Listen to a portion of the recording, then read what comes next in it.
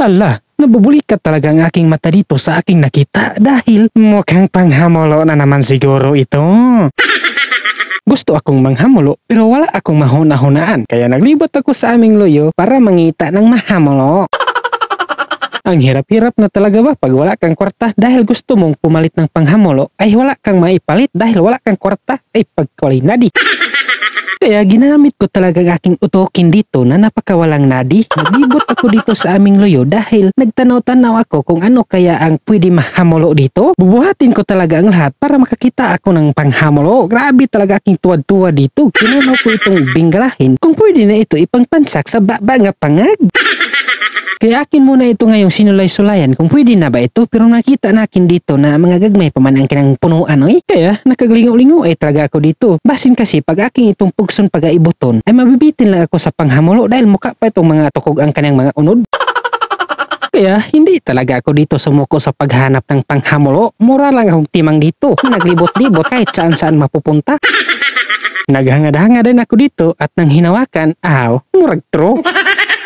Grabe na talaga ito uy. Ang lalom na talaga ng aking hinuhuna-una dito dahil wala talaga akong makita na panghamulo. Nahihirapan na talaga ako dito sa kalisod para sa panghamulo hunting. Pero dahil hindi ako nawawalaan ng pag-asa, nagpadayon talaga ako dito sa aking paghangad-hangad. At sa aking pagpadayon ng paghangad-hangad ay mayroon akong nakita dito na pwede na siguro itong ipanghamulo. Yan pala ngayon ang aking nakita na panghamulo, ang saging. Grabe talaga itong saging na ito uy, dahil sobrang dagko nito. Mayroon pa nga yang kasama na isa pang bulig. Tanawin nyo. Ang dagko-dagko gyapon niya. Ang akin naman ngayong problema dito ay kung paano ko ito kukunin. At naghuna-una talaga ako dito kung ano kaya ang aking gagawin para makuha ko ang saging na ito para mahamulo. Napaproblemahan talaga ako dito sa problema. Dahil kapag hindi ko ito makuha, hindi nakin ito mahamulo. Ay pagkawala na talaga nitong nadi ngayon. Sa mga orasin na ito ay wala na talaga akong choices. Kaya bahala na si Batman. Katkaton ko na lang ito. Padulong na sana ako sa punuan ng saging para kumatkat na ay mayroon akong nakita dito nagaputi-puti. Nalilibog talaga ako dito kung ano kaya ang sulod nito dahil nakasulod manggod ito ng silupin na puti. Nabulikat talaga ang aking matahin dito dahil mukhang panghamulo ito. Tinatanaw ko talaga ito ng pag-ayaw para maklaro ko talaga ba kung ano talaga kaya ang sulod nito. Tanawin nyo yan o, tanawin nyo. Mukhang masarap siguro ito. Hindi na din ako dito nagpalangay-langay. Akin na din itong kinuha para matanaw ko na kung ano kaya ang sulod nito. Nagdali-dali na din ako dito kay excited na ako sa exciting.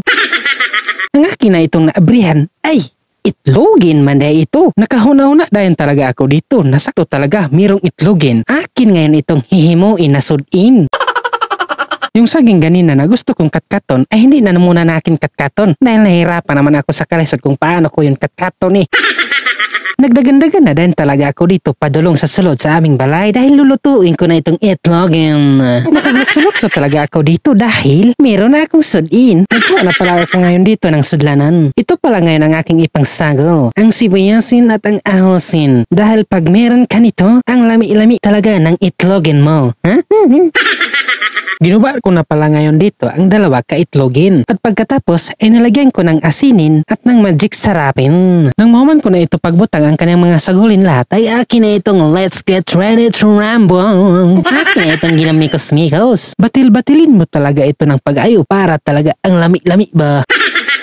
Itinungtong ko na pala ngayon dito ang kalhain para ipainit na at nang uminit na ito ay nilagay ko na din dito ang mantikain para sa hindi na ngayon madugay ay akin na ngayon itong butangan ng itlogin at ang uminit na talaga ito pag-ayo ay akin na itong binutang ang itlogin.